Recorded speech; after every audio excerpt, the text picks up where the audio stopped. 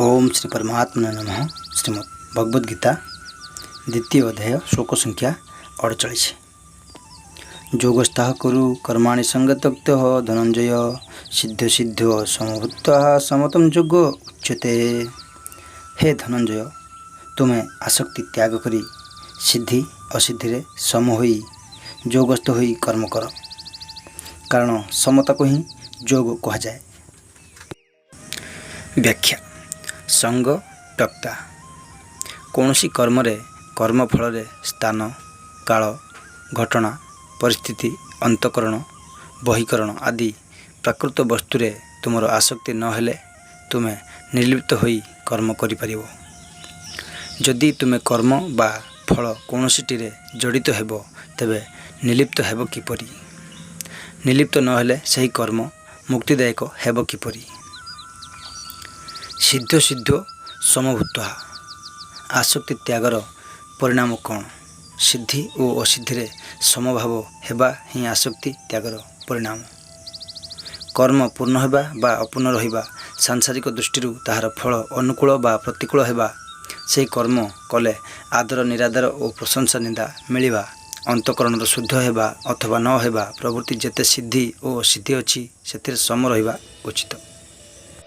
केवल निज कर्तव्य कर्म करने को हेबो। कर्म पूरा हेउ बा न हेउ, फल प्राप्ति हेउ बा न हेउ, निजर मुक्ति हेउ बा न हेउ, सेथिप्रति कर्मयोगी समता अर्थात निष्काम भाव रखिबा उचित। साधक को असंगतार अनुभव हेउ नथिले भी ताठारे तार समता आसी नथिले भी असंगता और समता प्राप्ति पाई तार उद्देश्य रहिबा उचित। उद्देश्य परिशेष सफल हुए साधना रूपक समतारू अर्थात अंतकरणर समतारू साध्य रूपक समता सत्व प्राप्त हुए। तदा जोगम व्याप्स्यसि जोगस्थ करु कर्माणि सिद्धि और असिद्धि सम हेबा परे सही समतारे निरंतर अटल स्थित रहिबा ही जोगस्थ हेबा। साधारण कौनसी कार्य आरंभ रे गणेश को पूजा करा जाए, हेले कार्य समय सही पूजन अब्याहत रखा जाए नहीं।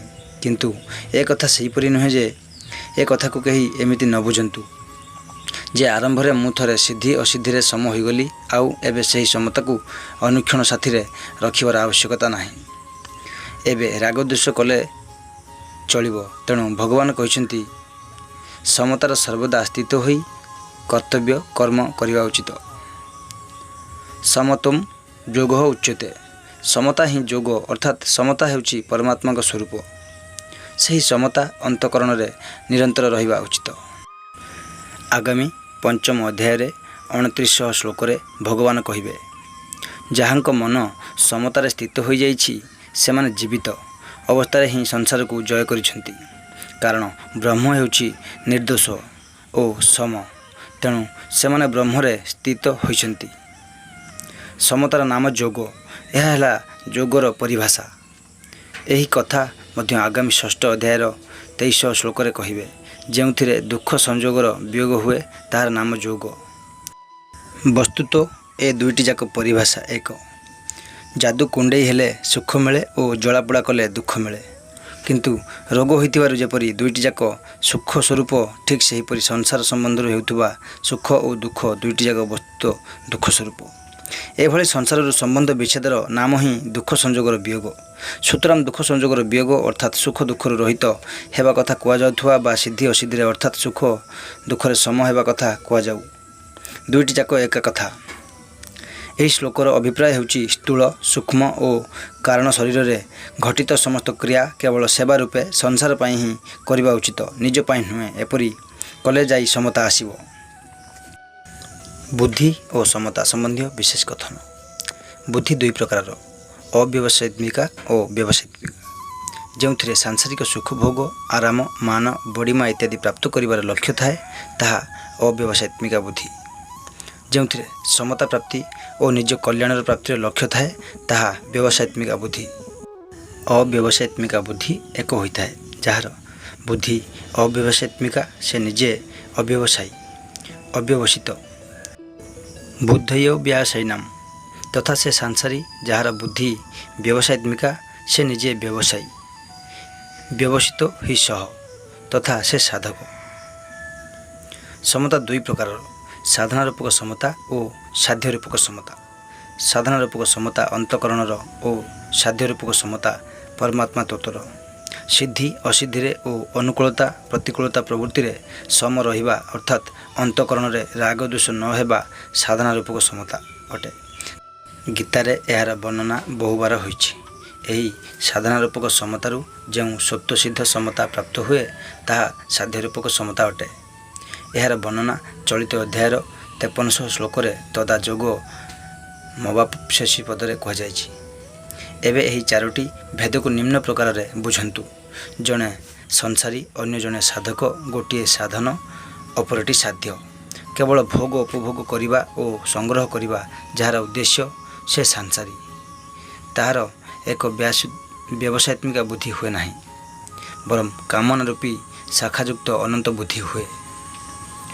ଯାହା ହୋଇଯାଉ ପଛେ ମୋତେ ସମତା ପ୍ରାପ୍ତ କରିବାକୁ ହେବ, ଏପରି ନିଶ୍ଚୟ କରିଥିବା ସାଧକଙ୍କର ବ୍ୟବସାୟିକ ବୁଦ୍ଧି ହୁଏ।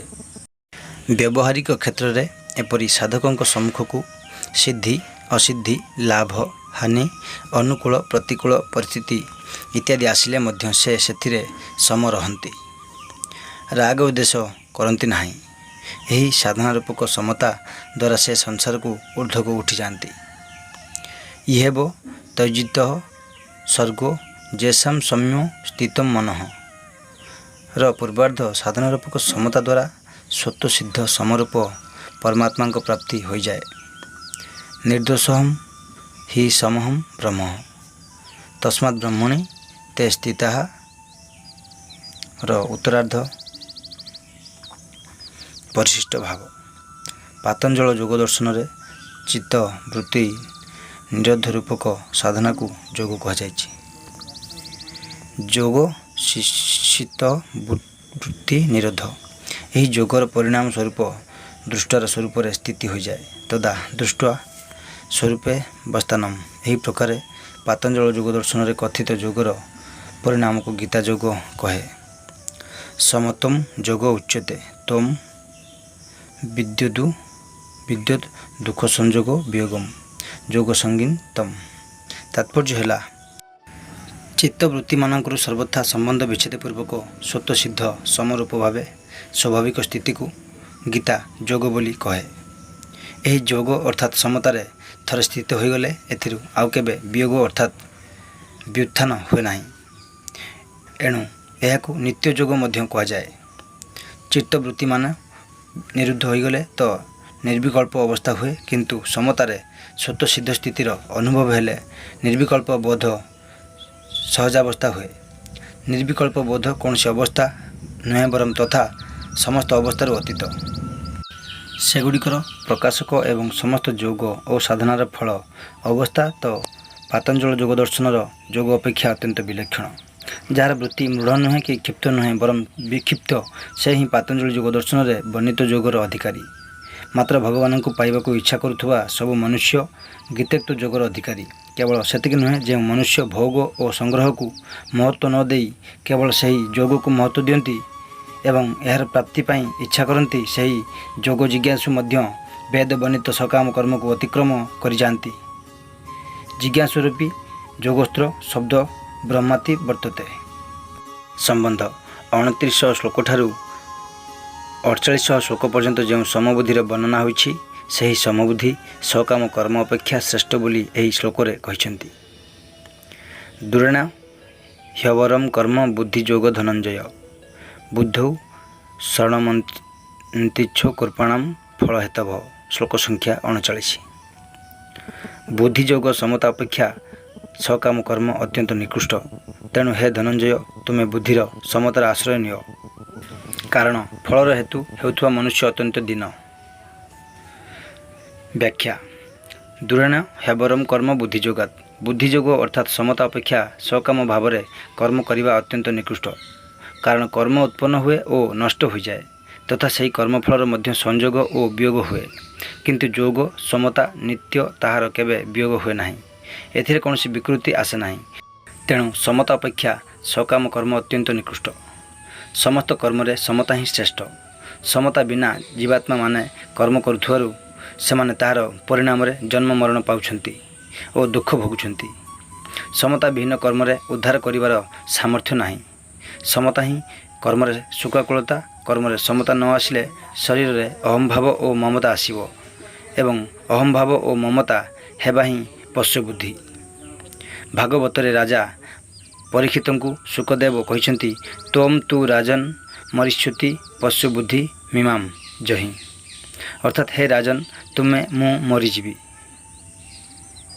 ଏହି ପଶୁ ବୁଦ୍ଧି ଛାଡ଼ିଦିଅ। ଦୂରେଣ କହିବାର ତାତ୍ପର୍ଯ୍ୟ ହେଲା, ଯେପରି ଆଲୋକ ଓ ଅନ୍ଧାର କଦାପି ସମକକ୍ଷ ହୋଇପାରନ୍ତି ନାହିଁ, ସେହିପରି ବୁଦ୍ଧିଯୋଗ ଓ ସକାମ କର୍ମ ମଧ୍ୟ କଦାପି ସମକକ୍ଷ ହୋଇପାରିବେ ନାହିଁ। ଏହି ଦୁଇଟିରେ ଦିନରାତି ଭଳି ପାର୍ଥକ୍ୟ ରହିଛି। ବୁଦ୍ଧିଯୋଗ ପରମାତ୍ମାକୁ ପ୍ରାପ୍ତି କରାଏ ଓ ସକାମ କର୍ମ ଜନ୍ମ ମରଣ ପ୍ରଦାନ କରାଏ। ବୁଦ୍ଧୌ ଶରଣମନିଚ୍ଛ, ତୁମେ ବୁଦ୍ଧିର ସମତାର ଶରଣ ନିଅ। ସମତାରେ ଅନବରତ ସ୍ଥିତ ରହିବା ହିଁ ତା'ର ଶରଣ ଯିବ। ସମତାରେ ସ୍ଥିତ ରହିଲେ ତୁମକୁ ସ୍ୱରୂପରେ ନିଜର ସ୍ଥିତି ଅନୁଭବ ହେବ। କୃପଣାଃ ଫଳ ହେତବଃ, କର୍ମଫଳର ହେତୁ ହେବା ଅତ୍ୟନ୍ତ ନିକୃଷ୍ଟ। କର୍ମଫଳର ହେତୁ ହେବାର ଅର୍ଥ କର୍ମଫଳ। କର୍ମ ସାମଗ୍ରୀ ଓ ଶରୀରାଦି କରଣ ସହିତ ନିଜର ସମ୍ବନ୍ଧ ସ୍ଥାପନ କରିବା। ତେଣୁ ଭଗବାନ 47 ଶ୍ଲୋକରେ ମା କର୍ମଫଳ ହେତୁଭୁ କହି କର୍ମଫଳର ହେତୁ ବା ହେବା ପାଇଁ ବାରଣ କରିଛନ୍ତି। କର୍ମ ଓ କର୍ମଫଳର ବିଭାଗ ଅଲଗା ଅଲଗା ଏବଂ ଯେଉଁ ନିତ୍ୟତତ୍ତ୍ୱ ଏ ଦୁଇଟିକୁ ରହିତ ତା'ର ବିଭାଗ ଅଲଗା। ଯଦି ସେହି ନିତ୍ୟତତ୍ତ୍ୱ ଅନିତ୍ୟ କର୍ମଫଳର ଆଶ୍ରିତ ହୁଏ, ତେବେ ଏହାପରି ନିକୃଷ୍ଟତା ଆଉ କ'ଣ ହୋଇପାରେ? ପରିଶିଷ୍ଟ ଭାବ। ଯୋଗ ଅପେକ୍ଷା କର୍ମ ଅତ୍ୟନ୍ତ ନିକୃଷ୍ଟ, ଅର୍ଥାତ୍ କଲ୍ୟାଣକାରକ ନୁହେଁ। ଯେପରି ପର୍ବତଠାରୁ ଅଣୁର ସାମଞ୍ଜସ୍ୟ ବହୁତ ଦୂର, ଅର୍ଥାତ୍ ପର୍ବତ ନିକଟରେ ଅଣୁ ରଖି ଉଭୟର ତୁଳନା କରାଯାଇ ପାରିବ ନାହିଁ, ସେହିପରି ଯୋଗଠାରୁ କର୍ମ ସାମଞ୍ଜସ୍ୟ ବହୁତ ଦୂର, ଅର୍ଥାତ୍ ଯୋଗ ଓ କର୍ମର ତୁଳନା କରାଯାଇ ପାରିବ ନାହିଁ। କର୍ମରେ ଯୋଗ ହିଁ କୁଶଳତା। ଯୋଗ କର୍ମସୁ କୌଶଳମ୍। ଏଣୁ ଯୋଗ ବିନା କର୍ମ ନିକୃଷ୍ଟ, ନିରର୍ଥକ ଓ ପ୍ରତିବନ୍ଧକ। କର୍ମଣାଂ ବଧ୍ୟତେ ଜନ୍ତୁ। କର୍ମଯୋଗରେ କର୍ମ କରଣ ସାପେକ୍ଷ, କିନ୍ତୁ ଯୋଗ କରଣ ନିରପେକ୍ଷ। ଯୋଗ ପ୍ରାପ୍ତି କର୍ମ ଦ୍ୱାରା ହୁଏ ନାହିଁ, ବରଂ ସେବା ଓ ତ୍ୟାଗ ଦ୍ୱାରା ହୁଏ। ଏଣୁ କର୍ମଯୋଗ କର୍ମ ନୁହେଁ। କର୍ମଯୋଗ କରଣ ନିରପେକ୍ଷ, ଅର୍ଥାତ୍ ବିବେକ ପ୍ରଦାନ ସାଧନା। ଯଦି ସେବା ଓ ତ୍ୟାଗର ପ୍ରାଧାନ୍ୟ ନଥାଏ, ତେବେ କେବଳ କର୍ମ ହେବ, କର୍ମଯୋଗ ହେବ ନାହିଁ। ସମତା ତ ପରମପ୍ରାପ୍ତି କରାଏ, କିନ୍ତୁ ସକାମ କର୍ମ ଜନ୍ମ ମରଣ ପ୍ରଦାନ କରେ। ଏଣୁ ସାଧକ କେବଳ ସମତାର ଆଶ୍ରୟ ନେବା ଉଚିତ। ସମତାରେ ହିଁ ସ୍ଥିତ ରହିବା ଉଚିତ। ସମତାରେ ସ୍ଥିତ ହୋଇଗଲେ ସେ ଦିନ ହୋଇ ରହିବ ନାହିଁ, ବରଂ କୃତକୃତ୍ୟ, ଜ୍ଞାତଜ୍ଞାତବ୍ୟ ଓ ପ୍ରାପ୍ତଜ୍ଞ ହୋଇଯିବ। ମାତ୍ର ଯିଏ ସକାମ ଭାବରେ ନିଜ ପାଇଁ କର୍ମ କରେ, ସେ ସର୍ବଦା ଦୀନ ଓ ବଦ୍ଧ ହୋଇ ରହେ। ଗୀତାରେ କର୍ମଯୋଗ ପାଇଁ 3ଟି ଶବ୍ଦ ବ୍ୟବହୃତ ହୋଇଛି, ବୁଦ୍ଧି ଯୋଗ ଓ ବୁଦ୍ଧିଯୋଗ। କର୍ମଯୋଗରେ କର୍ମର ପ୍ରାଧାନ୍ୟ ନଥାଏ, ବରଂ ଯୋଗର ପ୍ରାଧାନ୍ୟ ଥାଏ। ଯୋଗ, ବୁଦ୍ଧି ଓ ବୁଦ୍ଧିଯୋଗ 3ଟି ଯାକର ଅର୍ଥ ସମାନ। କର୍ମଯୋଗରେ ବ୍ୟବସାୟିତ୍ମିକା ବୁଦ୍ଧିର ପ୍ରାଧାନ୍ୟ ଥିବାରୁ ଏହାକୁ ବୁଦ୍ଧି କୁହାଯାଇଛି ଏବଂ ବିବେକପୂର୍ବକ ତ୍ୟାଗର ପ୍ରାଧାନ୍ୟ ଥିବାରୁ ଏହାକୁ ଯୋଗ ବା ବୁଦ୍ଧିଯୋଗ କୁହାଯାଇଛି। ଧ୍ୟାନ ଯୋଗରେ ମନର ଓ କର୍ମଯୋଗର ବୁଦ୍ଧିର ପ୍ରାଧାନ୍ୟ ଥାଏ। ମନ ନିରୋଧ କ୍ଷେତ୍ରରେ ସ୍ଥିରତା ଓ ଚଞ୍ଚଳତା ପୂର୍ବକ ଦ୍ୱନ୍ଦ୍ୱବହୁଳ କାଳ ପର୍ଯ୍ୟନ୍ତ ଲାଗି ରହିଥାଏ, କାରଣ ଏଥିରେ ସାଧକ ସଂସାରରୁ ମନକୁ ନିବୃତ୍ତ କରି ପରମାତ୍ମାଙ୍କଠାରେ ନିବେଶ କରିବାକୁ ଚାହେଁ। ମନକୁ ସଂସାରରୁ ନିବୃତ୍ତ କରିଦେଲେ ବି ସଂସାରର ସତ୍ତା ରହିଥାଏ। ସିଦ୍ଧାନ୍ତ ହେଉଛି, ଯେ ପର୍ଯ୍ୟନ୍ତ ମନରେ ଅନ୍ୟର ସତ୍ତା ଅଛି, ସେ ପର୍ଯ୍ୟନ୍ତ ମନ ସମ୍ପୂର୍ଣ୍ଣ ନିରୋଧ ହୋଇପାରିବ ନାହିଁ। ସମାଧି ପର୍ଯ୍ୟନ୍ତ ପହଞ୍ଚିଲେ ମଧ୍ୟ ସମାଧି ଓ ବ୍ୟୁତ୍ଥାନ ଏ ଦୁଇଟି ଅବସ୍ଥିତ ହୋଇଥାଏ। ମାତ୍ର ବୁଦ୍ଧିର ପ୍ରାଧାନ୍ୟ ଥିବାରୁ କର୍ମଯୋଗରେ ବିବେକର ଭୂମିକା ମୁଖ୍ୟ ହୋଇ ରହେ। ବିବେକରେ ସତ୍ ଓ ଅସତ୍ ଉଭୟ ରହିଥାଏ। କର୍ମଯୋଗୀ ଅସତ୍ ବସ୍ତୁଗୁଡ଼ିକୁ ସେବା ସାମଗ୍ରୀ ମନେକରି ଅନ୍ୟମାନଙ୍କ ସେବାରେ ବିନିଯୋଗ କରନ୍ତି, ଯାହାଫଳରେ ଶୀଘ୍ର ଓ ସହଜରେ ଅସତ୍ର ତ୍ୟାଗ ହୋଇଯାଏ।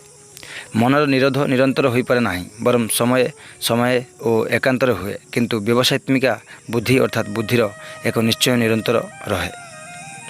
ସମ୍ବନ୍ଧ। ପୂର୍ବ ଶ୍ଲୋକରେ ଯେଉଁ ବୁଦ୍ଧିର ଆଶ୍ରୟ ନେବା କଥା କହିଲେ, ଏବେ ନିମ୍ନୋକ୍ତ ଶ୍ଲୋକରେ ସେହି ଆଶ୍ରୟ ଫଳ ବର୍ଣ୍ଣନା କରୁଛନ୍ତି। ଅଥ ସମ୍ପୂର୍ଣ୍ଣମ୍।